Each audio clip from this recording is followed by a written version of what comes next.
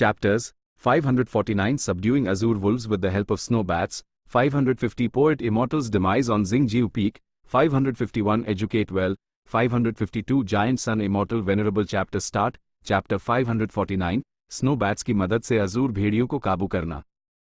इसी तरह Fang yuan अगले 3 दिनों तक उड़ता रहा, लेकिन उस मैदानों में सेक्रेड पैलेस की एक झलक तक नहीं मिली। फैंग युआन ने मन ही मन सोचा, लगता है इंपीरियल कोर्ट ब्लेस्ड लैंड में एंटर करने के बाद मुझे बहुत दूर टेलीपोर्ट कर दिया गया था। वर्ण मेरी स्पीड से मैं 3 दिन के अंदर हाई सेक्रेड पैलेस पहुंच गया होता। रास्ते में फैंग युआन कई गू मास्टर्स और आम इंसानों से मिला। वो सभी ट्राइब अलायंस के मेंबर्स द ब्लेस्ड लैंड में एंटर करने के बाद जिनके पास काबिलियत थी वो सेक्रेड पैलेस में इकट्ठे हो रहे थे। जिनके पास नहीं थी वो कोई जगह चुनकर वहीं बस रहे थे। इंपीरियल कोर्ट ब्लेस्ड लैंड बिल्कुल सेफ नहीं थी, यहां बड़ी संख्या में जंगली गू वॉर्म्स और खतरनाक जानवर थे। हे ट्राइब की आर्मी ने यहां आकर उनका ऑर्डर तोड़ दिया था, उन जानवरों और कीड़ों को डिस्टर्ब कर दिया था जिन्होंने पहले से ही अपने अपने इलाके बांट रखे थे। इसलिए झगड़ा और मारकाट होना नेचुरल था। लेकिन कुल मिलाकर माहौल बाहर की दुनिया से 1000 गुना बेहतर था, जो एक भयानक बर्फ के तूफान का सामना कर रही थी। फैंग युआन ने रास्ते में खून खराबे के कई मंजर देखे थे। कहीं जानवरों के झुंड की लाशें पड़ी थी तो कहीं टूटे हाथ पैर वाले इंसान। इंपीरियल कोर्ट ब्लेस्ड लैंड की बुनियाद हु इमॉर्टल ब्लेस्ड लैंड से कहीं ज्यादा बड़ी थी। हु इमॉर्टल ब्लेस्ड लैंड में मौसम नहीं बदलता था, लेकिन इंपीरियल कोर्ट ब्लेस्ड लैंड में बदलता था। हकीकत में इंपीरियल कोर्ट ब्लेस्ड लैंड में सुबह और रात दोनों होती थी। ये शायद आम इंसानों की नज़र में कोई बड़ी बात ना हो, क्योंकि नॉर्दर्न प्लेन्स में भी दिन और रात होते थे, वो इसके आदी थे। सिर्फ फैंग युआन जैसा कोई ही इसकी असली कीमत समझ सकता था। किसी ब्लेस्ड लैंड में मौसम का बदलना बहुत रेयर था। अगर दिन और रात दोनों होते थे, इसका मतलब था कि इस खास हेवन एंड अर्थ की बुनियाद काफी गहरी थी। कम से कम यहां टाइम पाथ का लॉ काफी हद तक कंप्लीट था। आमतौर पर एस्ट्रोनॉमिकल फिनोमिनन वाली blessed lands first rate blessed lands होती थी। फैंग युआन की हु इमॉर्टल ब्लेस्ड लैंड अभी तक इस लेवल पर नहीं पहुंची थी। दिन और रात ग्रोटो हेवंस की खासियत थी। ब्लेसड लैंड्स छोटी दुनियाएं थी। ब्लेसड लैंड्स के ऊपर और भी ज्यादा कंप्लीट और रिफाइंड छोटी दुनियाएं थी, जिन्हें ग्रोटो हेवंस कहते थे। इंपीरियल कोर्ट ब्लेस्ड लैंड में पहले से ही एक ग्रोटो हेवन की खासियत थी, इसे एक क्वाजी ग्रोटो हेवन कहा जा सकता था। लैंग या ब्लेस्ड लैंड भी असल में एक ग्रोटो हेवन हाई थी जो गिर गई थी। अब तक उसने अपने दिन और रात वाले गुण खो दिए थे। रात हो चली थी। फैंग युआन ने आसमान की तरफ देखा, वो एक शानदार सुनहरे रंग से बदलकर हल्के और खूबसूरत चांदी जैसे रंग का हो गया था। इंपीरियल कोर्ट ब्लेस्ड लैंड में दिन एक चमकदार सुनहरा दिन होता था। रात में ये पूरी तरह अंधेरा नहीं होता था, क्योंकि आसमान में चांदी जैसी रोशनी चमकती थी। हवा में उड़ते हुए फैंग युआन आसमान के बदलते रंगों का गवाह बना। चांदी जैसी रोशनी नीचे बरस रही थी। दिन के वक्त की गर्म और चमकदार सुनहरी किरणों के मुकाबले इसमें थोड़ी तेज धारी थी। फैंग युआन की उड़ने की स्पीड धीमी हो गई। उसने नीचे देखा और थोड़ी देर ढूंढने के बाद उसे एक हल्की सी ढलान मिली। अपने सालों के अनुभव से वो जानता था कि यह हल्की ढलान कैंप लगाने के लिए एक बेहतरीन जगह थी। लेकिन उस नीचे उतरने की कोई जल्दी नहीं थी। उसने इस ढलान के आसपास कई चक्कर लगाए, जैसे कोई आज़ाद परिंदा उड़ रहा हो। आखिरकार जब उसने कंफर्म कर लिया कि यह इलाका सेफ है, तब वो नीचे उतरा और अपने पंख समेट लिए। मजबूत चील के पंख स्टील की तरह काले थे। जैसे हाईफैंग युआन ने ईगल राइज गू का इस्तेमाल बैंड किया, पंख हवा में ही गायब हो गए। बस 1 या 2 काले पंख हवा में तैरते हुए घास पर जा गिरे। फैंग युआन ने अपने मन में सोचा और बिग लिजर्ड हाउस गू को एक्टिवेट किया। तुरंत उसके अपचर से एक रहस्यमयी रोशनी निकली जो उसके सामने जमीन पर गिरी। रोशनी फैली और बड़ी हुई और आखिर में एक बड़ा सा लिजर्ड हाउस गू प्रकट हुआ। चिपकली ने अपना मुंह खोला और अपनी जीभ बाहर निकाली, जिससे उसके मुंह के अंदर का दरवाजा दिखा। जीभ एक लाल कार्पेट की सीधी की तरह थी। जैसे हाईफैंग युआन ने यूं पा कदम रखा, दरवाजा अपने आप खुल गया। जब वो लिजर्ड हाउस गू के अंदर चला गया, दरवाजा अपने आप बैंड हो गया और चिपकली ने अपना बड़ा सा मुंह बिना किसी गैप के बैंड कर लिया। हालांकि फैंग युआन में काफी एनर्जी थी, वो था तो एक इंसानी जिस्म में ही। जब थकान एक हद तक जमा हो जाती तो यूज आराम करना पड़ता था ताकि वो दिमाग और शरीर दोनों से अपनी पीक कंडीशन में रहे। चिची चीची। लिजर्ड हाउस के अंदर घुसने के बाद फैंग युआन को बाहर से कुछ आवाजें सुनाई दी। उसका ध्यान एकदम कॉन्सेंट्रेट हो गया और वो बुदबुदाया, जैसा सोचा था, ये ब्लिसफुल स्नो बैट्स हैं। फैंग युआन को नियम पहले ही समझ आ गए थे। जब दिन रात में बदलता था तो ब्लिसफुल स्नो बैट्स के बड़े बड़े झुंड बाहर निकलते थे। ब्लिसफुल स्नो बैट्स बर्फ की तरह बिल्कुल सफेद दी, बोरुंदर दी और आम चमगादड़ों की तरह बदसूरत नहीं दिखते थे, बल्कि वो काफी क्यूट थे। ऐसे जानवरों का झुंड बहुत बड़ा था। हर झुंड में लगभग कई लाख चमगादड़ होते थे। उनमें बीस्ट किंग्स भी थे, और मिरियड बीस्ट किंग्स तो बहुत आमद, यहां तक कि स्नो बैट बीस्ट एम्परर्स भी थे। फैंग युआन के डुअल अपचर और 4 आर्म विंड किंग जैसे किलर मूव के बावजूद वो उनसे लड़ नहीं सकता था, उनसे बचना ही पड़ता। स्नो बैट्स सिर्फ हवा में शिकार करते थे, हवा में मौजूद पार्टिकल्स या उड़ने वाले कीड़ों को खाते थे। बिग लिजर्ड हाउस गू उनकी फूड चेन का हिस्सा नहीं था। लेकिन फैंग युआन की सतर्कता के कारण उसने बिग लिजर्ड हाउस गू को ढलान के पीछे कर दिया। बड़ी छिपकली एक गेंद की तरह सिकुड़ गई। आसमान से देखने पर वो एक बड़े से पत्थर जैसी लग रही थी। फैंग युआन अपने बेड पर सोया हुआ था, लेकिन ज्यादा देर नहीं हुई कि ब्लिसफुल स्नो बैट्स की चीखें बहुत अनियमित हो गईं, और साथ में भेड़ियों के गुर्राने की आवाजें भी सुनाई देने लगी। क्या हो रहा है? फैंग युआन इस शोर से जाग गया। उसने अपनी अनु खोली और बिस्तर से उठकर खिड़की के पास गया। उसने देखा कि चांदी जैसी रोशनी वाले बैकग्राउंड में 2 जानवरों के झुंड आपस में लड़ रहे थे। बर्फ सफेद झुंड बहुत बड़ा था, वो ब्लिसफुल स्नो बैट्स थे। और जो गहरे हरे रंग का झुंड था वो अजूर वुल्व्स का एक पैक था। हालांकि उनकी संख्या कम थी, वो बड़ी बहादुरी से लड़ रहे थे और उनका आपसी कोऑर्डिनेशन जबरदस्त था। हालांकि स्नो बैट्स बहुत ज्यादा थे, भेड़ियों के हमलों के नीचे उन्हें भारी नुकसान हो रहा था। फैंग युआन की भौहें उठ गईं, उस हल्की सी हैरानी हुई। अजूर वुल्फ में वीरान पशु हेवनली वुल्फ का थोड़ा सा खून था, इसलिए वो बचपन में भी हवा में तैर सकता था। एक मेच्योर अजूर वुल्फ इस टैलेंट का पूरा इस्तेमाल कर सकता था और हवा में आजादी से दौड़ सकता था। अजूर वुल्व्स एलीट्स वो आम भेड़ियों के झुंड से अलग थे। अजूर वुल्फ के झुंड में हर एक अजूर वुल्फ कम से कम 100 बीस्ट किंग था। अजूर वुल्फ के झुंड अक्सर छोटे होते थे, लेकिन उनकी लड़ने की ताकत बहुत ज्यादा थी। लेकिन एक वुल्फ ग्रुप कितना भी स्ट्रांग क्यों ना हो, वो समय की मार और मौत की कसौटी पर खरा नहीं उतर सकता। अभी नॉर्दर्न प्लेन्स के आसमान में शायद ही कोई अजूर वुल्फ दिखता था। वो दुर्लभ होते जा रहे थे, जल्दी विलुप्त होने वाले थे। लेकिन नॉर्दर्न प्लेन्स की सबसे बड़ी ब्लेस्ड लैंड होने के नाते इंपीरियल कोर्ट ब्लेस्ड लैंड में इतना बड़ा अजूर वुल्फ ग्रुप होना कोई हैरानी की बात नहीं थी। भेड़िए लड़ते लड़ते और भी जोश में आ गए, जबकि चमगादड़ों का झुंड धीरे धीरे कमजोर पड़ने लगा। कई हजारों लाशें छोड़कर वो भाग गए। अजूर वुल्व्स की ज्यादा मौत नहीं हुई थी। ZYA डटार अजूर वुल्व्स जमीन पर उतर आए और चमगादड़ों की लाशें खाने लगे। कुछ हवा में ही रहे, आसपास देखते हुए और चौकन्ने रहते हुए। फैंग युआन का दिल खुश हो गया। ब्लेस्ड लैंड में एंटर करने के बाद मेरा वुल्फ ग्रुप बिखर गया था। इंपीरियल कोर्ट ब्लेस्ड लैंड बहुत बड़ी है, मैं उन्हें इतनी जल्दी यहां इकट्ठा नहीं कर सकता। यह अजूर वुल्फ ग्रुप बिल्कुल सही टाइम पर मिला है। ये ना सिर्फ मेरी स्पीड के साथ उड़ सकते हैं, बल्कि मेरी रक्षा भी कर सकते हैं। फ्यूचर में जब हमारा सामना बद ग्रुप से होगा तो हम सीधा चार्ज करके निकल सकते हैं। उसी वक्त कई भेड़ियों ने फैंग युआन के बिग लिजर्ड हाउस गू को ढूंढ लिया और उस घेर लिया। फैंग युआन तुरंत गू हाउस से बाहर निकला और बिग लिजर्ड हाउस गू को वापस रख लिया और आसमान में मौजूद मिरियड बीस्ट किंग की तरफ चार्ज कर दिया। भेड़ियों के झुंड में हड़कंप मच गया और उन्होंने चारों तरफ से फैंग युआन पर हमला कर दिया। लेकिन जिन अजूर वुल्व्स ने अभी अभी खाना खाया था वो सुस्ती से हिल रहे थे, उनका लड़ने का जज्बा भी काफी कम हो गया था। यह फैंग युआन के लिए यूएस मिरियड वुल्फ किंग को काबू में करने का सबसे अच्छा टाइम था। फैंग युआन हंसा, वो हवा में गोल गोल चक्कर लगाते हुए कभी बाएं तो कभी दाएं मुड़ने लगा। उसकी फ्लाइंग मास्टर की काबिलियत के सामने यह अजूर वुल्व्स बस बेफिजूल में उसका पीछा ही कर सकते थे। जिस मिरियड वुल्फ किंग के पीछे फैंग युआन पड़ा था वो बाकी 2 मिरियड वुल्फ किंग से अलग था। पहली लड़ाई में उसने सबसे आगे चार्ज किया था और उस कुछ चोटें आई थीं, साथ ही उसके ऊपर के कुछ जंगली गू भी खत्म हो गए थे। फैंग युआन ने पहले ही उस पर पूरा ध्यान रखा था और जानता था कि अभी उसके ऊपर कौन कौन से जंगली गू वॉर्म्स हैं। असमिरियड वुल्फ किंग के पास जाकर फैंग युआन ने अपना killer move 4 arm wind king activate किया और वुल्फ किंग की धुलाई कर दी। ये बदकिस्मत Myriad Wolf King Fang Yuan के हाथों पीटकर चक्कर खा गया। फैंग युआन ने इस मौके का फायदा उठाया और रैंक 5 वुल्फ इंस्लेवमेंट गू को एक्टिवेट करके उस अपने वश में कर लिया। जैसे ही वो फैंग युआन के साथ मिला उसने गुर्राया और अजूर वुल्फ ग्रुप का 1/3 हिस्सा उसके साथ ही पलट गया। फैंग युआन जोर से हंसा, भेड़ियों के झुंड के हमले के बीच एक मिरियड वुल्फ किंग को काबू करना खतरनाक था, लेकिन अब जब वो सफल हो गया था तो सिचुएशन बदल चुकी थी। वुल्फ ग्रुप के साथ आने से पूरा सीन हाई पलट गया।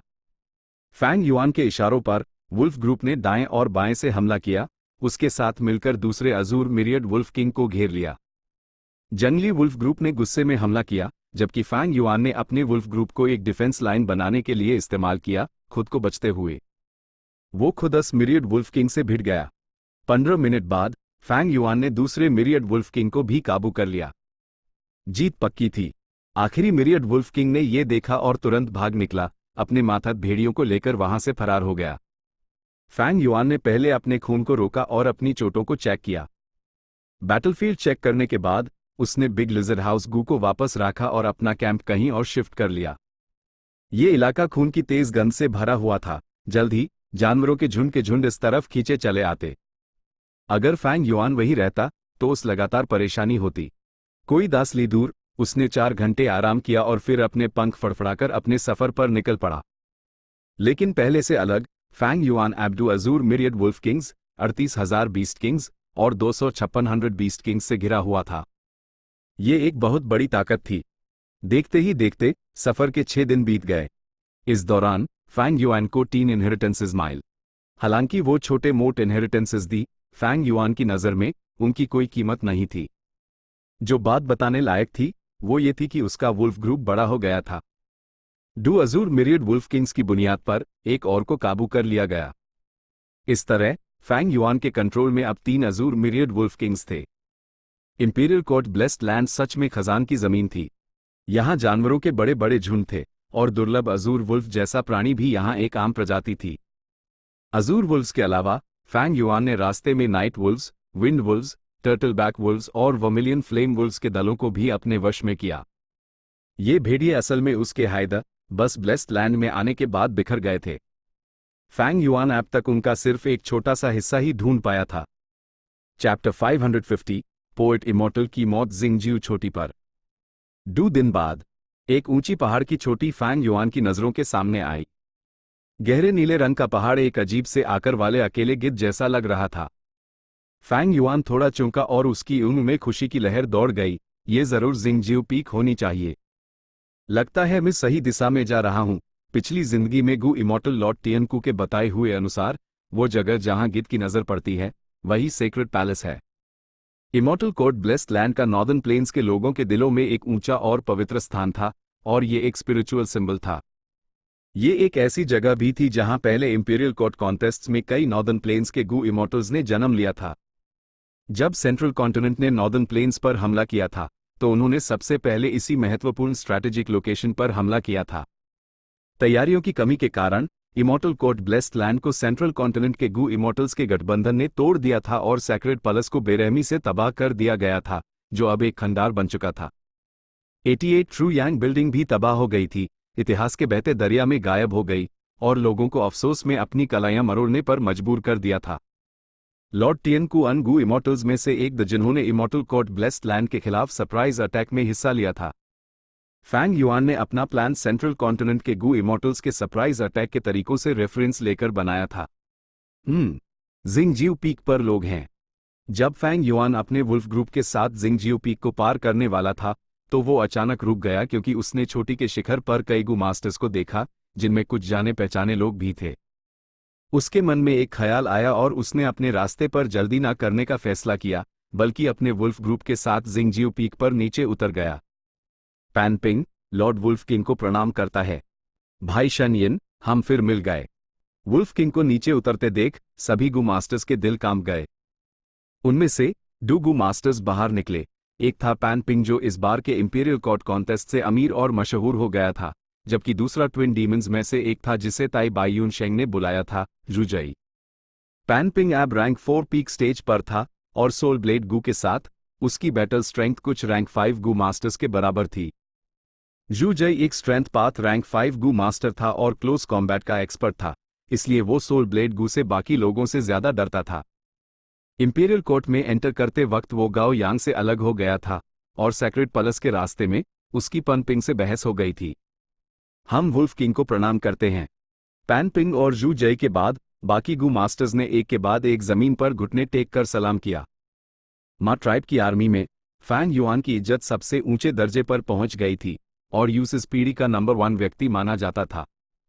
उसकी इज्जत ने ही लू लन और यहां तक कि ये लुई संग को भी दबा दिया था, जिसके पास फायर पाथ इमॉर्टल गू था। अगर चांग शन यिन हुवांग जिन ब्लड लाइन का ना होता और ही लू लैन अलायंस लीडर ना होता तो शायद कुछ लोग अलायंस लीडर बदलने के नारे भी लगा चुके होते। उठो, इतना फॉर्मल होने की जरूरत नहीं है। फैंग युआन एक अजूर मिरियड वुल्फ किंग पर बैठा हुआ था जब उसने हल्के से सर हिलाया और फिर सीधे पूछा, तुम लोगों का यहाँ इकट्ठा होने का क्या मतलब, कौन सा इनहेरिटेंस मिला है? सबने मन ही मन बुरा माना। सच्चाई यही थी, पहले किसी ने जिंग जियो पीक में एक इनहेरिटेंस ढूंढा था, लेकिन उस पाने के लिए उसके पास पर्याप्त शक्ति नहीं थी। मजबूरन असगू मास्टर ने दूसरे गू मास्टर्स को साथ में एक्सप्लोर करने के लिए बुलाया, लेकिन नतीजा ये हुआ कि उनके कई लोग मारे गए। गू मास्टर्स हार मानने को तैयार नहीं थे और उन्होंने हर तरफ मदद के लिए ढूंढा, एक के बाद एक पन पिंग और जू जय को बुलाया। दोनों ने अपने अपने फायदे के लिए एक दूसरे से कंपटीशन किया, जिससे सिचुएशन एक ऐसी जगह अटक गई जहां कोई जीत नहीं रहा था और आखिर में फैंग युआन टपका। ए फ्लैट। जब फैंग युआन ने सीधे पूछ लिया तो पैन पिंग और जू जई में इसे छुपाने की हिम्मत नहीं थी और उन्हें मजबूरन ये मामला बताना पड़ा। लॉर्ड वुल्फ किंग, अच्छा हुआ आप यहाँ हैं। ये इनहेरिटेंस हर 7 दिन में एक बार खुलता है और खुलने के दौरान इससे एक ऊंची स्टलाइट निकलती है और एक स्टलाइट का दरवाजा दिखता है। ये समय न सिर्फ बेहद कम होता है, बल्कि स्टलाइट के दरवाजे से कीड़ों के झुंड भी बाहर निकलते हैं जो हमें अंदर जाने से रोकते हैं। पैन पिंग ने हल्की मुस्कान के साथ बताया, ए फ्लैट इनहेरिटेंस के खुलने में बस थोड़ा ही समय बचा है। लॉर्ड चांग शन यिन, जब आपने हमें अपनी मौजूदगी से नवाजा है तो मैं यहाँ के सभी गू मास्टर्स की तरफ से आपसे निवेदन करता हूं कि आप न्याय करें। जू जई ने चेहरे पर पूरी ईमानदारी के साथ कहा। पैन पिंग के होठों के कोने थरथराए जब उसने जू जई को बेहद नफरत से देखा।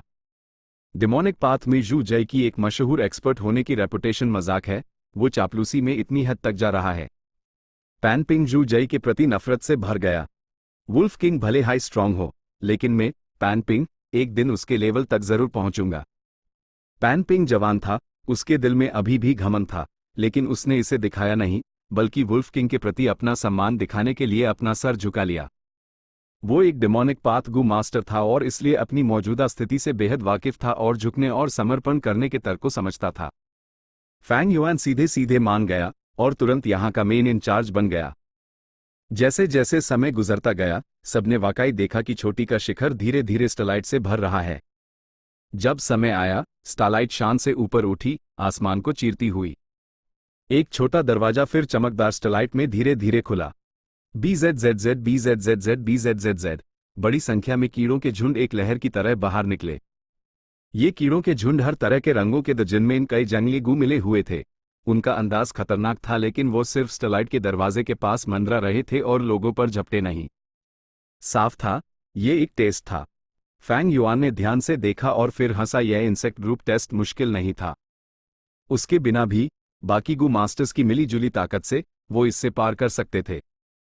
लेकिन पैन पिंग और जू जई के आपसी झगड़े ने उनकी पूरी ताकत को बांट दिया था और दूसरे गू मास्टर्स अलग अलग साइड सपोर्ट कर रहे थे।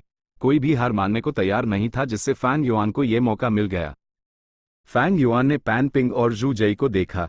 इन दोनों के चेहरे इस वक्त कुछ अजीब से लग रहे थे। फैंग युआन ने परवाह नहीं की, बल्कि उसने एक ऑर्डर दिया, ये कीड़ों के झुंड अक्सर जानवरों के झुंड से ज्यादा मुश्किल होते हैं। तुम सब मेरी अरेंजमेंट सुनो और हम नुकसान को कम कर सकेंगे और इससे आसानी से निपट लेंगे। सबने तुरंत हामी भर दी। फैंग युआन के आदेश पर उन्होंने अलग अलग हिस्सों में हमला किया, कीड़ों के झुंड को दूर किया और उन्हें खत्म कर दिया। कुछ दर्जन सांसों के बाद ज्यादातर कीड़ों के झुंड को दूर कर दिया गया था और पहले की सख्त डिफेंस लाइन में अब एक बड़ा सा गैप आ गया था। पैन पिंग ने खुशी से कहा, लॉर्ड वुल्फ किंग सच में कमाल के हैं। हमारी इन पर पर्दा पड़ा हुआ था। कीड़ों के झुंड को खत्म करना जरूरी नहीं है, असली चीज एक रास्ता खोलना था। इससे हमारे पास काफी टाइम होगा। जू जई ने भी आ भरी, लॉर्ड वुल्फ किंग का हमें लीड करना हमारी किस्मत है। लेकिन फैंग युआन के अगले शब्दों ने उन्हें हैरान कर दिया, तुम लोग यहां रुककर कीड़ों के झुंड को रोको, कोई गलती मत करना। वह अंदर एक चक्कर लगा कर आता हूं। इतना कहकर वो अचानक अपने वुल्फ ग्रुप के साथ स्टलाइट दूर की तरफ बढ़ गया। ये लॉर्ड वुल्फ किंग, जू जई का चेहरा पीला पड़ गया। उसने सोचा भी नहीं था कि फैंग युआन खुलेआम इतना मतलबी काम करेगा। पैन पिंग की ईंट भी चौड़ी हो गई और उसका दिल नाइंसाफी के गुस्से से भर गया। सबकी नजरों के सामने फैंग युआन ने पहले एक अजूर वुल्फ को अंदर जांच पड़ताल के लिए भेजा और जब देखा कि कोई खतरा नहीं है तो वो एक अजूर वुल्फ किंग पर सवार होकर दरवाजे के अंदर चला गया। ऑफ कोर्स उसने अपने पीछे एक बड़ी संख्या में अजूर वुल्फ्स को छोड़ दिया था ताकि वो प्रवेश द्वार के चारों तरफ एक सुरक्षा घेरा बना सके और उसके भागने का रास्ता सुरक्षित रहे। कहते नहीं द कि वुल्फ किंग घमंडी और अलग थलग रहता है, वो इतना बेशरम कैसे हो सकता है? वो सच में बहुत ज्यादा जबरदस्ती कर रहा है। ये इनहेरिटेंस साफ तौर पर हमने पहले ढूंढा था, लेकिन अब चांग शन यिन ने इसे छीन लिया। चांग शन यिन ने अजीम वुल्फ किंग के नाम को मिट्टी में मिला दिया। उसने असल में हमें यहां बाहर छोड़ दिया। वहां मौजूद लोग सब गुस्से में थे, लेकिन उन्होंने अपना गुस्सा जाहिर करने की हिम्मत नहीं की। लॉर्ड पैन पिंग, क्या हम भी अंदर घुस जाएं? एक रैंक 3 गू मास्टर ने अपनी ईड़ घुमाई, फिर पन पिंग की तरफ मुड़कर उसुकसाया। पैन पिंग ने नाक से आवाज निकली और इस गू मास्टर को एक लात मारकर दूर फेंक दिया, जोर से चिल्लाते हुए, अगर तुझे अंदर जाना है तो जाना। क्या तू चाहता है कि मैं तेरे लिए रास्ता साफ करूं? लॉर्ड, आपने गलत समझा, मेरी ये हिम्मत कहां? अस रैंक 3 गू मास्टर ने तुरंत जवाब दिया। दफा हो, पैन पिंग ने गुस्से में डांटा जबकि उसने अपनी मुठियां जोर से बैंड कर ली थीं। उसने कठोरता से स्टारलाइट डोर की तरफ देखा। उसकी ईंट में एक तेज रोशनी चमक रही थी। जो गैप साफ किया गया था वो अब अजूर वुल्फ से भरा हुआ था। वहां डू मिरियड वुल्फ किंग्स, दर्जनों 1000 वुल्फ किंग्स, 300 से ज्यादा 100 वुल्फ किंग्स और यहां तक कि 200 से ज्यादा हवा में पहरा दे रहे थे। पैन पिंग इतने बड़े भेड़ियों के झुंड को पार नहीं कर सकता था। उसके विचार घूमे और फिर उसने जू जय की तरफ देखा। एक हल्की सी मजाक उड़ते हुए टोन में बोला, ये नतीजा है तुम्हारा वुल्फ किंग से न्याय करवाने का? जू जई ने ठंडी नजर से पन पिंग को देखा और तुरंत पन पिंग के विचारों को समझ गया। उसने मन ही मन नफरत से सोचा, ये पैन पिंग अभी बच्चा है और हाल ही में मिली शोहरत के नशे में चूर है। ये सच में चाहता है कि मैं उसके साथ मिलकर भेड़ियों के डिफेंस लाइन को तोड़ने की कोशिश करूं। कितना नादान है! क्या वुल्फ किंग से निपटना इतना आसान है? भले हाई वुल्फ किंग ने पीछे सिर्फ एक मामूली सा नाइट वुल्फ छोड़ा होता, मैं तब भी कोई हरकत करने की हिम्मत ना करता। ये लड़का बस अपनी काबिलियत को कुछ ज्यादा ही समझ रहा है। पैन पिंग गुस्से से नाक सिकोड़ कर रह गया जब उसने देखा कि जू जय यूज जवाब नहीं दे रहा है और वो शब्द निकलने पड़े जो वो बोलने ही वाला था। स्टारलाइट डोर में घुसने के बाद फैंग युआन एक आंगन के सामने पहुंचा। आंगन का स्टाइल अजीब था। ये पूरी तरह नीले मेटल से बना था और इसका आकार अजीब और एब्स्ट्रैक्ट था। पांचों रीजन्स के किसी भी स्टाइल से मेल नहीं खाता था। फैंग युआन ने दरवाजे को धक्का देकर अंदर प्रवेश किया। आंगन एक पतली रोशनी वाली कपास की परत से ढाका हुआ था और रहस्यमयी, शांत और शानदार लग रहा था। पहले तो फैंग युआन सावधानी से आगे बढ़ा, लेकिन एक बार पूरी तरह से ढूंढने के बाद यूज टेस्ट्स या ट्रैप्स के लिए कोई मैकेनिज्म नहीं मिला। आंगन में 6 कमरे थे और फैंग युआन ने उन सबको एक्सप्लोर किया। 200 साल से भी ज्यादा पहले यह नॉर्दर्न प्लेन्स के महान कवि डू मिनजुन का निवास था। फैंग युआन को आंगन के मालिक द्वारा छोड़ा गया पूरा इनहेरिटेंस मिला और यूस इस व्यक्ति की पहचान का पता चला। डू मिनजुन एक रैंक 5 गू मास्टर था। वो अकेला सफर करता था और उसने पूरी जिंदगी शादी नहीं की। Log use vagrant loan star कहते थे।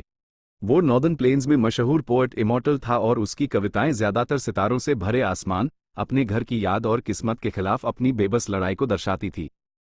वो घमंडी और नेक था और खुद को दुनियावी मामलों से अलग रखता था। उसकी पूरी जिंदगी में नॉर्दर्न प्लेन्स की कई औरतों ने उसका पीछा किया था और कुछ मर्द भी थे जिन्होंने उसका पीछा किया, लेकिन उन सबको उसने बेरहमी से ठुकरा दिया था। बाद की पीढ़ियों ने उसकी मूल्यांकन और प्रशंसा की। वो अपनी ही दुनिया में डूबा रहता था। भले हाई वो नॉर्दर्न प्लेन्स में था, उसका मन सितारों भरे आसमान में था। वो नॉर्दर्न प्लेन्स का आदमी नहीं था, वो एक कवि था।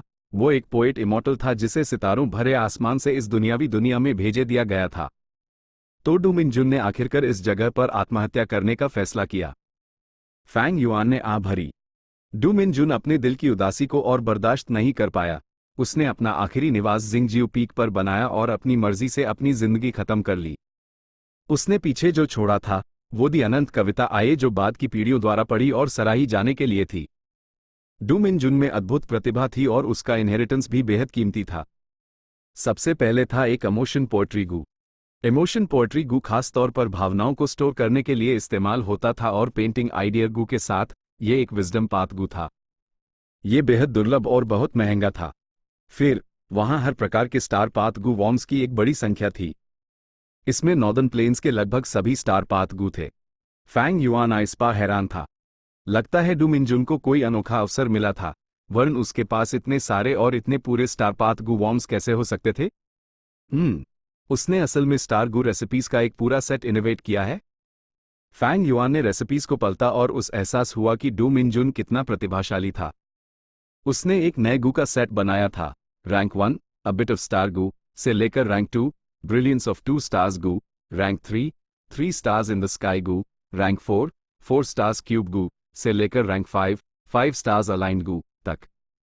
यह गू वॉर्म्स का सेट खास तौर पर स्टार पाथ गू को टारगेट करता था और स्टार पाथ गू के प्रभाव को बहुत हद तक बढ़ा सकता था। यह एक नॉन मेनस्ट्रीम एम्पलीफाई इफेक्ट गू के बराबर था।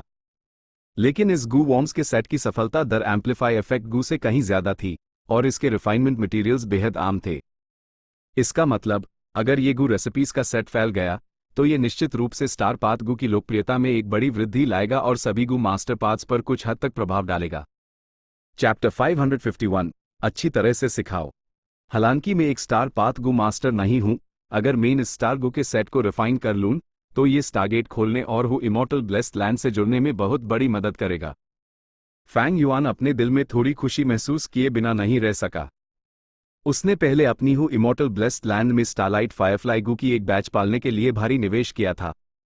उसने स्टारलाइट फायरफ्लाई गू की वृद्धि बढ़ाने के लिए कई एयर बबल फिश भी ली थी। लेकिन इसके बावजूद स्टारलाइट फायरफ्लाई गू का खर्च उसके उत्पादन से ज्यादा था। हर बार जब स्टारगेट खोला जाता, बड़ी संख्या में स्टारलाइट फायरफ्लाई गू इस्तेमाल हो जाते। लेकिन स्टारलाइट फायरफ्लाई गू को पालने के लिए बहुत समय लगता था। फैंग युआन के लिए नॉर्दर्न प्लेन्स में यह आसान था, जब वो गेट के दो साइड्स में से एक के लिए आसमान में स्टारलाइट का इस्तेमाल कर सकता था। लेकिन इंपीरियल कोर्ट ब्लेस्ड लैंड में आसमान में कोई स्टारलाइट नहीं थी। इसलिए स्टारगेट खोलने के लिए उस और भी ज्यादा स्टारलाइट फायरफ्लाई गू खर्च करने पड़ते। लेकिन अगर वो गू का ये सेट रिफाइन कर सकता जो स्टार पथ की शक्ति को बढ़ा सकता था, तो एक स्टारलाइट फायरफ्लाई कुछ के प्रभाव को हासिल कर सकती थी। इस तरह उसका खर्च वर्तमान से कई गुना कम हो जाता। इसके अलावा ये गू रेसिपी दिलचस्प है। इसका सोचने का तरीका और नजरिया आम से अलग है। यह ऐसा है जैसे अर्थ के साइंस और मठ का इस्तेमाल करके कोई डिडक्शन किया गया हो। सोचना भी मुश्किल है कि पोएट इमॉर्टल इतना ज्ञानी था, उसके पास इतने अद्भुत विचार थे। फैंग युआन इस गू रेसिपी से पोएट इमॉर्टल की बुद्धि का एक अंश देख सकता था। इन कुछ कमरों में जो कुछ भी कीमती था, सब लेने के बाद फैंग युआन वहीं लौट गया जहां से वो आया था। डू मिनजुन एक राइचस पाथ गू मास्टर था। उसका इनहेरिटेंस भी नेचुरली एक राइचस पाथ इनहेरिटेंस था। सिर्फ एक ही परीक्षा थी और वो मुश्किल नहीं थी। जब फैंग युआन पहाड़ की चोटी पर लौटा तो सबको परेशान करने वाला कीड़ों का झुंड बिखर चुका था। लॉर्ड चांग शनयेन, आप आखिरकार लौट आए। पता नहीं लॉर्ड ने अंदर क्या हासिल किया है। पैन पिंग का चेहरा उदास था जब वो फैंग युआन के पास चला आया। उसका इरादा साफ था, तुम वुल्फ किंग ने गोश्त ले लिया, कम से कम हमारे लिए शोरबा तो छोड़ दो।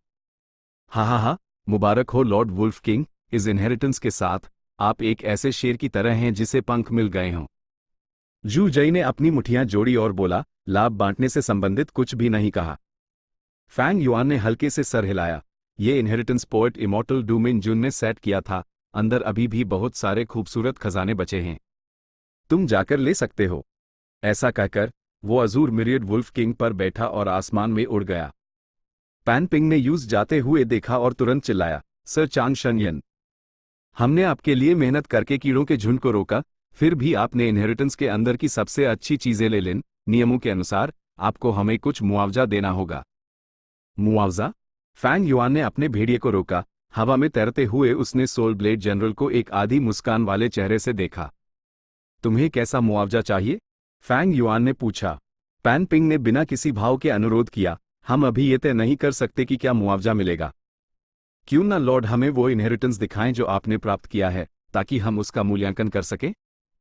ही, फैंग युआन हंसा, पैन पिंग को दोस्ती से देखते हुए, ये मुआवजा देखो, क्या तुम इससे खुश हो?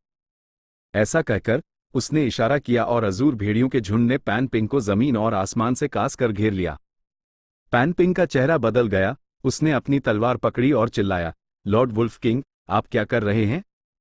फैंग युआन भेड़िए की पीठ पर बैठा सोल ब्लेड जनरल को नीचे देखते हुए हल्के से हंसा। हाओ! अजूर भेड़ियों का झुंड हिला और पन पिंग पर टूट पड़ा। पैन पिंग का चेहरा झटके से बदल गया जब उसने दाएं बाएं बचाव किया, अपने सारे मूव्स इस्तेमाल करते हुए। वो एक रैंक 4 पीक स्टेज कल्टिवेशन पर था। लड़ाइयों में बहुत कुछ हासिल करने के बाद उसके पास उच्च गुणवत्ता वाले गू वॉर्म्स द जो एक पूरा सेट दी, उसकी लड़ने की ताकत उसकी पिछली स्थिति से कहीं ज्यादा थी। लेकिन अजूर भेड़िए आम भेड़िए नहीं थे।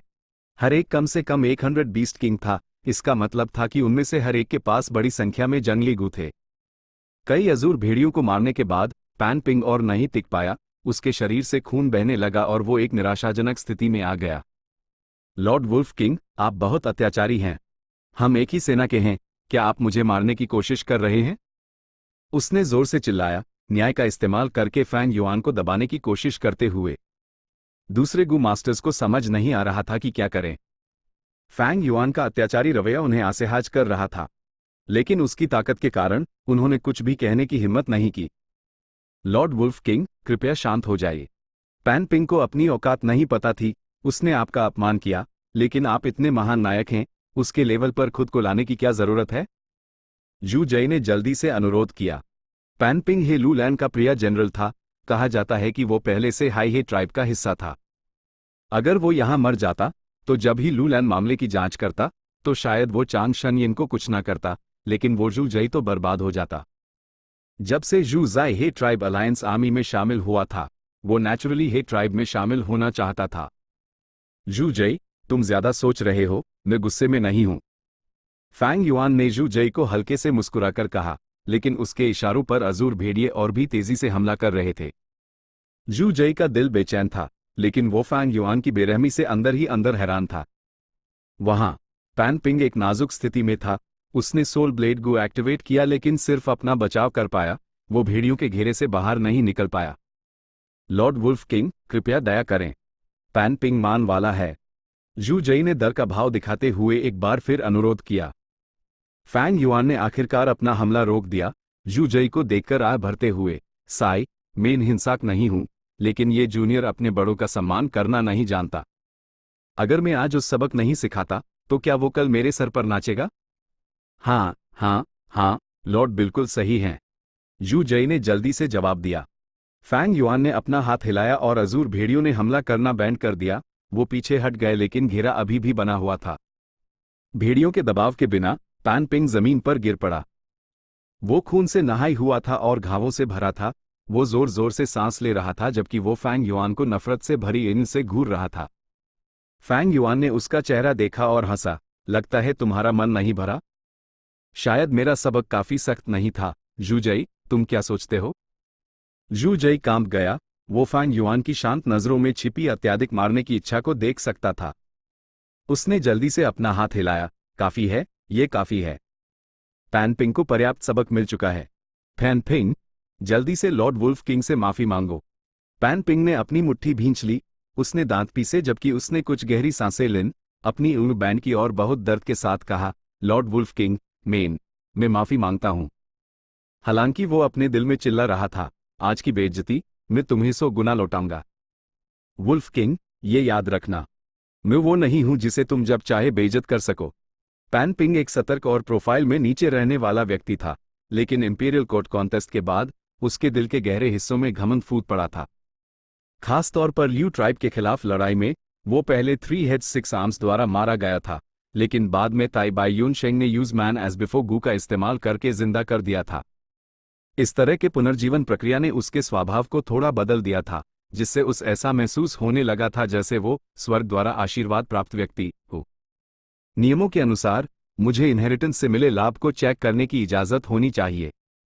वुल्फ किंग, तुम बहुत अत्याचारी हो। तुम आज जो कुछ भी कर रहे हो उस पर जरूर पछताओगे। हालांकि तुम अभी मजबूत हो, ये सिर्फ इसलिए है क्योंकि तुमने मुझसे कुछ साल पहले कल्टिवेशन शुरू किया था। एक दिन मैं तुम्हारे बराबर पहुंचूंगा, तुमसे आगे निकलूंगा और ये सारी बेइज्जती तुम्हें वापस लौटाऊंगा। पैन पिंग अंडर हाई अंदर चिल्ला रहा था। फैंग युआन को नेचुरली इस बात का अंदाजा नहीं था कि वो क्या सोच रहा है, लेकिन इसमें कोई दिलचस्पी भी नहीं थी। अगर मैं यूज यहां मार देता हूं, तो हे लू लंग मुझसे इस मामले की पूछताछ नहीं करेगा। लेकिन यह एक डेमोनिक काम है, ये मेरी पहचान से मेल नहीं खाता। इसके अलावा ये मेरे भविष्य के प्लान्स के लिए बिल्कुल भी फायदेमंद नहीं है। बेहतर होगा कि मैं इस पैन पिंग को भविष्य के लिए छोड़ दूं। पैन पिंग के पास सिर्फ एक सोल ब्लेड गू था जिसमें फैंग युआन को थोड़ी दिलचस्पी थी। अगर वो अभी मारा जाता तो फैंग युआन को शायद वो गू नहीं मिलता। इसलिए फैंग युआन ने कहा, जब तुमने अपनी गलती मान ली है तो ये बहुत अच्छा है, इसका मतलब है कि तुमने मेरी मेहनत को देखा है। एक जूनियर को एक जूनियर की तरह बिहेव करना चाहिए, अब तुम समझे? सैम समझ गया। पैन पिंग ने अपनी ईड़ बैंड कर ली। वो गुस्से में था लेकिन उसने शब्द निचोड़ कर निकाले। फैंग युआन हंसा।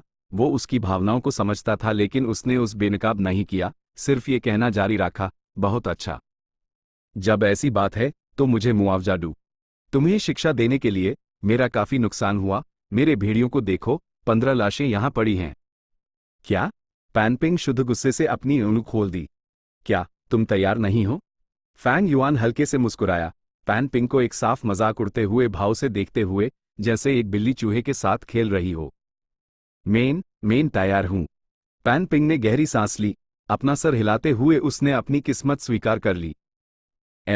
ये एक जूनियर का रवैया है। फैंग युआन हंसा, कोमल और दयालु मुस्कान के साथ। लेकिन सबकी नजर में वो बेहद डरावना लग रहा था। ये सब लॉर्ड की वजह से हुआ। जू जई साइड में मुस्कुरा रहा था। बिल्कुल। फैंग युआन ने सहमति में सर हिलाया। मुस्कुराते हुए उसने इस ढोंगी चापलूसी को स्वीकार किया। उसने फिर आसपास देखा, तुम लोगों का क्या? क्या तुम्हें भी कुछ सबक की जरूरत है? सबने जल्दी से पीले चेहरे के साथ उस माना कर दिया। वो कांप रहे थे। साफ था कि वो डर से कांप रहे थे। फैंग युआन जोर से हंसा। पैन पिंग के सारे गू रेसिपीज और उसके कई गू वॉर्म्स को जबरदस्ती ले लिया। पैन पिंग बेहद गुस्से में था। फैंग युआन ने जो कुछ गू चुने थे वो उसके गू सेट के लिए महत्वपूर्ण द उनके बिना उसकी ताकत कम से कम 2 लेवल गिर जाती। पैन पिंग के साथ खेलने के बाद फैंग युआन को मजा उबाऊ लगने लगा और उसने भेड़िए के सर पर थपथपाया, आसमान में उठते हुए। बस इतना ही, अंदर अभी भी काफी अच्छी चीजें हैं, वो अनोखी हैं। जाओ और ले लो। सबने ये सुना और उनमें फिर से जान आ गई। कई लोगों ने सोचा, लॉर्ड वुल्फ किंग सच में न्यायी हैं। उनका मांस का बड़ा हिस्सा लेना स्वाभाविक था। लॉर्ड पैन पिंग बस बहुत छोटे दिल के थे। जब तक फैंग युआन और अजूर भेड़ियों का झुंड आसमान में गायब नहीं हो गए, तब तक सबने स्टलाइट दूर की तरफ बढ़ना शुरू नहीं किया। वरिष्ठता के अनुसार जू जई और पन पिंग पहले डूद जो अंदर घुसे। दोनों पहले एक छोटे से आंगन में दाखिल हुए, लेकिन वहां सिर्फ डुमिनजुन की मूल कविता आए मिलिंग। गू वॉर्म्स, गू रेसिपीज के नाम पर सब कुछ फैंग युआन ने साफ कर दिया था। उनका एक निशान तक नहीं बचा था। लॉर्ड वुल्फ किंग ने सही कहा था, ये सच में अनोखे खजाने हैं। जू जई ने अपने हाथ में कविताएं पकड़कर कड़वी हंसी हंसी। पैन पिंग जो उम्मीद से भरा था और अपने नुकसान की भरपाई के लिए कुछ लाभ पाना चाहता था, उसका चेहरा काला पड़ गया। फू! अचानक उसने मुंह से एक खून की उल्टी की और गुस्से से बेहोश हो गया। कई दिनों बाद मेरी मौजूदा स्पीड से सेक्रेट पैलेस पास ही होना चाहिए। Fang Yuan Azure Myriad Wolf king की पीठ पर सवार होकर मन ही मन सोच रहा था। जल्द ही उसकी नजर नीचे जमीन पर एक इलाके पर टिकी। ये जमीन इतनी जानी पहचानी लग रही है, कहीं ये वो तो नहीं। चैप्टर 552 जायंट सन इमॉर्टल वेनरेबल। फैंग युआन ने जमीन की तरफ देखा। उसने देखा कि वहां एक टीला था जो जमीन से ऊंचा उठा हुआ था। टीले पर कोई सख्त रेखाएं नहीं थी, उस पर एक खुला हिस्सा था जो एक बड़ा सा छेद दिखा रहा था, जैसे जमीन के नीचे कोई सुरंग हो। इस टीले के आसपास का इलाका एक बड़ा दलदली क्षेत्र था। दलदल में कहीं कहीं पट थे। दक्षिण पश्चिम दिशा में एक नदी थी। नदी का पानी साफ नहीं था, लेकिन ये एक बहुत लंबी नदी थी। नदी का शुरू और अंत दोनों फैंग युआन की नजर से परे थे। मिट्टी में रोशनी 1,00,000 फीट ऊंची चमके, 100 ली तक आसमान में तैरे, प्लम की खुशबू वाली बर्फ की प्रशंसा करे। इस दृश्य को देखकर फैंग युआन के मन में यह जुमला आ गया, क्या ये दी क्यू इनहेरिटेंस ग्राउंड है? फैंग युआन के मन में एक झटका सा लगा और वो हैरान रह गया। उस समय यूज दी क्यू इनहेरिटेंस के बारे में जानकारी एक नकली भौर सफेद पत्थर के स्लैब से मिली थी। उस भौर सफेद पत्थर के स्लैब पर पेंटिंग आइडियगू ने इस नक्श को उसके दिमाग में छाप दिया था। इसलिए फैंग युआन को इसकी साफ याद थी, वो चाहकर भी इसे भूल नहीं सकता था। उसने अपने पंख फड़फड़ाए और आसमान में उसके चारों तरफ उड़ा, यह कंफर्म करते हुए कि यह टेरेन बिल्कुल वैसा ही था जैसा उस याद था। तो ये बात है। मैं पहले सोच रहा था जमीन को इशारे के रूप में इस्तेमाल करने वाला इनहेरिटेंस भरोसेमंद नहीं था। अगर ये बाहर नॉर्दर्न प्लेन्स में होता तो जमीन आसानी से बदल या नाश्त की जा सकती थी, लेकिन इंपीरियल कोर्ट ब्लेस्ड लैंड में ये एक अलग मामला होगा। फैंग युआन ने सोचा, यह इंपीरियल कोर्ट ब्लेस्ड लैंड हर 10 साल में एक बार खुलती थी। इंपीरियल कोर्ट कॉन्टेस्ट के विजेता अंदर आते थे और लड़ाइयों के कारण जमीन को बदल सकते थे। लेकिन जब imperial court blessed land band हो जाती थी तो जमीन धीरे धीरे ठीक हो जाती थी। 10 साल बाद तक यह अपनी मूल स्थिति में वापस आने के बाद फिर से खुलती थी। दी क्यू इनहेरिटेंस, जबकि इसे इंपीरियल कोर्ट ब्लेस्ड लैंड के अंदर स्थापित किया गया है और एक नकली भौर सफेद पत्थर के स्लैब का इस्तेमाल करने का एक अनोखा आइडिया भी था, मालिक ने निश्चित रूप से इसके लिए बहुत मेहनत और समय लगाया होगा। इनहेरिटेंस बुरा नहीं होना चाहिए। ऐसे विचारों के साथ फैंग युआन धीरे धीरे टीले की तरफ उड़ा। टीले के प्रवेश द्वार को कुछ देर देखने के बाद उसने कुछ अजूर भेड़ियों को बुलाया और अंधेरे छेड़ में घुस गया। 15 मिनट बाद अजूर भेड़िए बिना किसी चोट के फैंग युआन के पास लौट आए। ये गहरा छेड़ बाहर से बिल्कुल काला दिखता था, लेकिन एक बार कोई अंदर घुस जाए तो यूज एहसास होता कि यह चमकदार काई से भरा हुआ था। यह बिल्कुल अंधेरा नहीं था। छेड़ के अंदर कुछ नहीं था, हवा नम थी और वहां सिर्फ पत्थर और काई थे। फैंग युआन ने खुद अंदर जाकर चेक किया, लेकिन फिर भी कुछ नहीं मिला। उसने हल्का सा माथा सिकोड़ा, उस जगह को छोड़ दिया। वो इस नतीजे के लिए पहले से ही तैयार था। यह इनहेरिटेंस सरल नहीं है। अगर इसे आसानी से प्राप्त किया जा सकता तो दूसरों ने इसे कब का ले लिया होता। हाँ, मैं इस संभावना को नकार नहीं सकता कि किसी और ने मुझसे पहले इसे ले लिया हो। लेकिन फैंग युआन ने विश्लेषण किया और समझा कि इसकी संभावना बहुत कम थी। यहां आने के लिए 2 शर्तें हैं। एक है इनहेरिटेंस का सुराग हासिल करना और भौर सफेद पत्थर के स्लैब को डिसाइफर करना। इसके लिए अप्रेजल में माहिर एक गू मास्टर की जरूरत होगी। दूसरा, उन्हें इंपीरियल कोर्ट ब्लेस्ड लैंड में प्रवेश करना होगा। इसका मतलब है कि उन्हें इंपीरियल कोर्ट कॉन्टेस्ट में बचना होगा, इसलिए उन्हें एक तेज नजर रखनी होगी ताकि वो विजेताओं का हिस्सा बन सके। ये इनहेरिटेंस बिल्कुल भी आसान नहीं है। लगता है इसे पाने के लिए मुझे साइफर को समझना होगा। फैंग युआन ने निष्कर्ष निकला। मिट्टी में रोशनी, 1 लाख फीट ऊंची चमके, 100 ली तक आसमान में तैरे, प्लम की खुशबू वाली बर्फ की प्रशंसा करे। ये साइफर क्या कहने की कोशिश कर रहा था? फैंग युआन ने इसके बारे में सोचा, लेकिन उसको कोई जवाब नहीं मिला। भले ही उसके पास कई विचार थे, उनमें से कोई भी किसी निष्कर्ष पर नहीं ले जा रहा था। छोड़ो, इसे यही रहने दो। इंपीरियल कोर्ट ब्लेस्ड लैंड के अंदर अभी भी कुछ समय बाकी है। फैंग युआन ने अपने पंख फड़फड़ाए और उड़ा, भेड़ियों के झुंड को अपने साथ ब्लेस्ड लैंड के केंद्रीय सेक्रेड पैलेस की तरफ ले जाते हुए।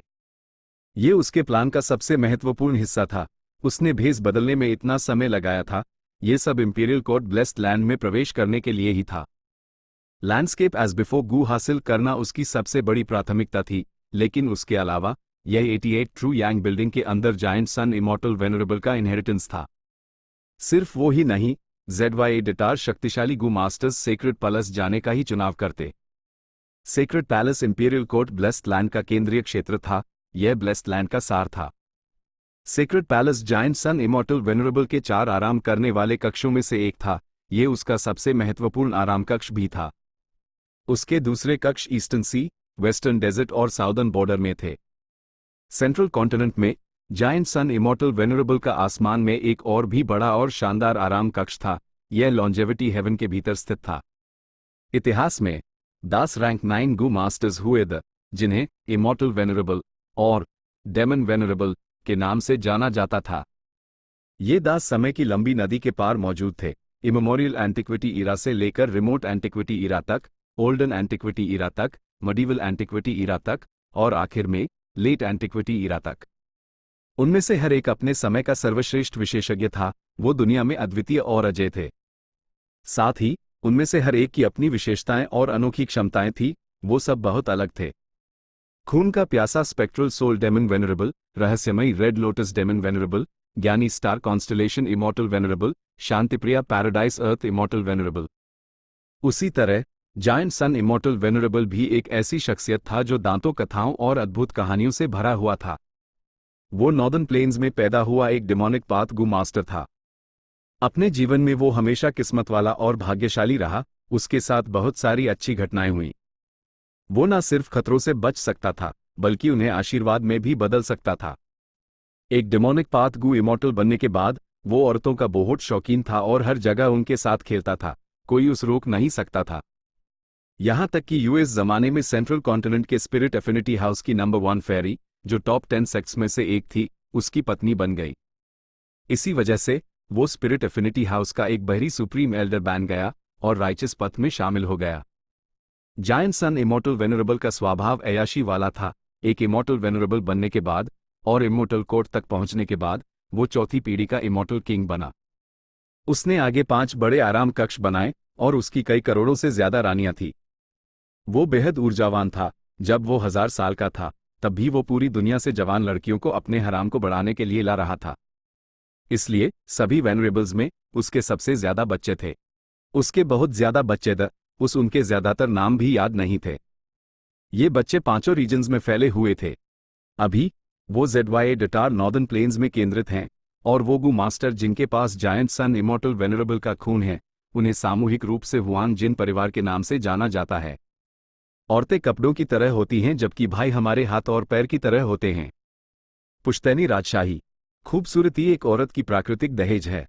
काश मैं दुनिया की हर एक औरत से शादी कर पाता। ये सब उसके मशहूर जुमले थे। भले ही समय बेरहमी से बीता और युग बदले, उसने इतिहास में अपनी शानदार अस्तित्व का एक चमकदार सबूत छोड़ा है। खास तौर पर नॉर्दर्न प्लेन्स में हुआंग जिन परिवार लगभग पूरे क्षेत्र को नियंत्रित करता है। जायंट सन इमॉर्टल वेनरेबल अभी तक हर पीढ़ी को प्रभावित कर रहा है। सेक्रेड पैलेस, केंद्रीय नियंत्रण हॉल। रात चांदी जैसी चमकदार रोशनी ही लूलन के चेहरे पर पड़ रही थी। उसने अपना सिर उठाया और केंद्रीय नियंत्रण हॉल में एक तख्ती को देखा। उसका विशाल भालू जैसा शरीर चांदी की रोशनी में सीधा खड़ा था। अलायंस लीडर होने के नाते उसके अंदर बह रहे हुआंग जिन ब्लडलाइन के साथ जैसे हाई वो इंपीरियल कोर्ट ब्लेस्ड लैंड में दाखिल हुआ, वो स्वयं हाई सेक्रेड पैलेस में पहुंच गया। केंद्रीय नियंत्रण हॉल में यह तख्ती बहुत बड़ी थी। ये 7 मीटर लंबी, 25 मीटर चौड़ी थी और इस पर 2 बड़े शब्द लिखे द पुश्तैनी राजशाही। उससे चमकती सुनहरी रोशनी साफ और चमकदार थी। केंद्रीय नियंत्रण हॉल विशाल और शानदार था, जैसे किसी दानव का घर हो। इस तख्ती के नीचे ही लूलैन का मोटा शरीर भी छोटा लग रहा था। पुश्तैनी राजशाही हा। उसने एक जटिल भाव से देखा। वहां दर्द और नफरत, प्रशंसा, क्रोध और अलगाव था। लॉर्ड कनिंग जेंटलमैन सन शीह पास आया, धीरे से पुकारते हुए। क्या बात है? हे लूलैन मूडा। उसका चेहरा पूरी तरह से बैंड हो चुका था। वो अपने आम घमंडी, अक्खड़ और चिड़चिड़े रवैये में लौट आया था। कनिंग जेंटलमैन को कुछ भी अजीब नहीं लगा क्योंकि उसने अपनी जेब से एक चिट्ठी निकाली, रिपोर्ट करते हुए, यह Soul Blade General Pan Ping की चिट्ठी है। उसने चिट्ठी में कहा है कि वुल्फ किंग चैंग शन यिन ने अकेले एक इनहेरिटेंस हड़प लिया, उस सार्वजनिक रूप से धमकाया और बहुत घिनौनी हरकतें की। वो उम्मीद करता है कि लॉर्ड उसके लिए न्याय मांगेंगे। ओह! हे लूलैन ने अपना मोटा दाहिना हाथ बढ़ाया। कनिंग जेंटलमैन ने जल्दी से दोनों हाथों से चिट्ठी यूज पकड़ा दी। लॉर्ड, मैं इन टांग अड़ने की कोशिश नहीं कर रहा हूं, लेकिन ये चांग शन यिन ज्यादा ही सर चढ़ रहा है। उसने अपने ही अलायंस के साथी को धमकाया और अपमानित किया। साई, लॉर्ड पैन पिंग बहुत दयालु दिल के उन्होंने पुराने रिश्तों के बारे में सोचा और चांग शन यिन के साथ एक इनहेरिटेंस साझा करना चाहा। लेकिन नतीजा ये हुआ कि उनके साथ ऐसा बर्ताव किया गया।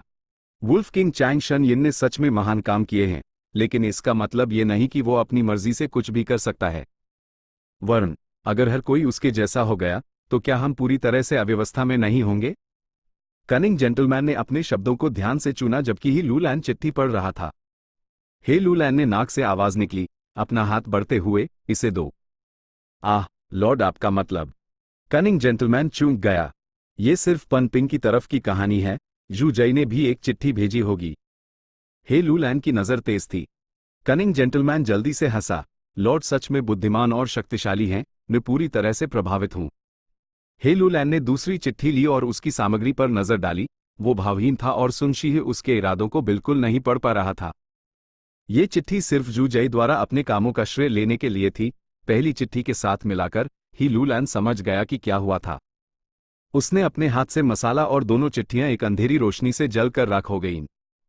पैन पिंग और दूसरों के आने के बाद सप्लाई कैंप में जाकर उन्हें कुछ मुआवजा दो। हे लूलैन ने निर्देश दिया। जी, लॉर्ड। कनिंग जेंटलमैन ने सर झुकाया, लेकिन थोड़ी देर बाद उसने उलझन में अपना सिर उठाया क्योंकि ही लूलैन ने आगे कुछ नहीं कहा। क्या हम वुल्फ किंग चैंग शन यिन को सजा नहीं दे रहे हैं? सजा? क्या मजाक है? हे लूलैन हंसर, मुझे उस सजा देने की क्या जरूरत है? अगर मैं होता तो मैं भी वही करता, बस मैं इसे इतने गंदे तरीके से नहीं करता। सन शीहा असंतुष्ट था, अनुरोध करते हुए, लॉर्ड, मेरे विचार अलग हैं। यह वुल्फ किंग चैंग शन यिन खुद को बहुत कुछ समझता है और उस काबू में नहीं किया जा सकता, हम उसके कामों को बर्दाश्त नहीं कर सकते। भले ही उसने महान उपलब्धियां हासिल की हैं, लॉर्ड के ट्राइब द्वारा फंड किए बिना, क्या उसके पास इतना बड़ा भेड़ियों का झुंड होता?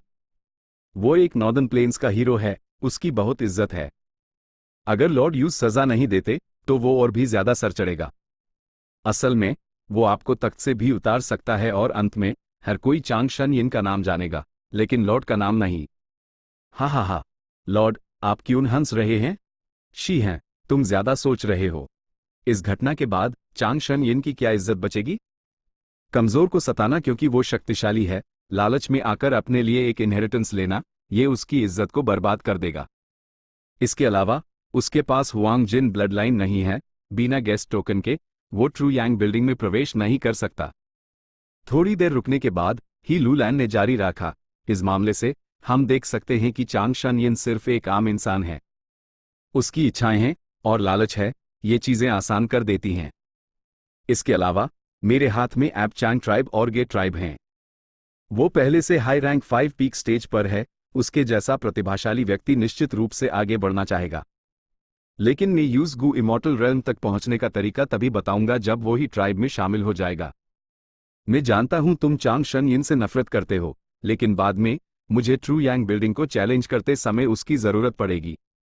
भविष्य में ऐसी छोटी मोटी बातों से मुझे परेशान मत करना। तुम समझे? जी लॉर्ड। कनिंग जेंटलमैन ने अपना सिर झुकाया, उसकी आवाज थोड़ी कांप रही थी। तुम जा सकते हो। ये अधीनस्थ इजाजत लेता है। सन शीहा अपनी निराशा अपने साथ लेकर केंद्रीय नियंत्रण हॉल से चला गया। Chapter and.